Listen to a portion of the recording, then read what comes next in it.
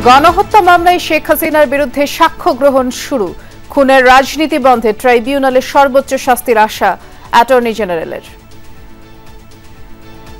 আবু সাইদরা যে রক্ত দিয়ে গেছে, যে বাংলাদেশ গড়ার প্রত্যয় দিয়ে গেছে, যে মশাল আমাদের হাতে দিয়ে গেছে, আমরা আমাদের জীবনের শেষ রক্তবিন্দু দিয়ে হলেও সেই মশালকে প্রজ্বলন রাখব, ন্যায় বিচার প্রতিষ্ঠার পথ সুগম করব।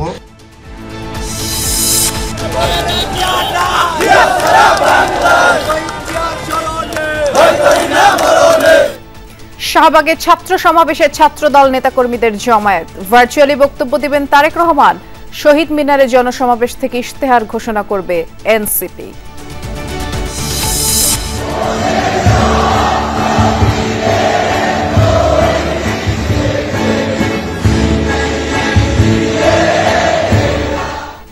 নয় দফা থেকে শেখ হাসিনার পতনে এক দফা কর্মসূচি ঘোষণা হয় ৩ আগস্ট।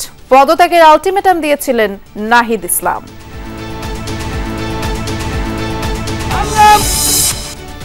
সংস্কার ইস্যুতে দলগুলোর মাঝে ৫.৫ মাসের আলোচনায় হয়নি যথেষ্ট ঐকমত্য। মত বিশ্লেষকদের, জাতীয় সনদ বাস্তবায়নে অনেকে সন্দিহান। ঐকমত্য সৃষ্টি করেই একটা জুলাই সনদ ঘোষণা করলে সেটা সব রাজনৈতিক দল মেনে নিতে বাধ্য হবে। জনগণ ওভারওয়েলমিংলি রেফারেন্ডামের পক্ষে ভোট দেয়, তাহলে সেটা এক ধরনের বাধ্যবাধকতা তৈরি করে। সংশোধিত মার্কিন শুল্ক হারে স্বস্তির পাশাপাশি বাড়বে অদৃশ্য চাপ। যুক্তরাষ্ট্রকে ছাড় দেয়া বিষয়গুলো প্রকাশের তাগিদ বিশ্লেষকদের।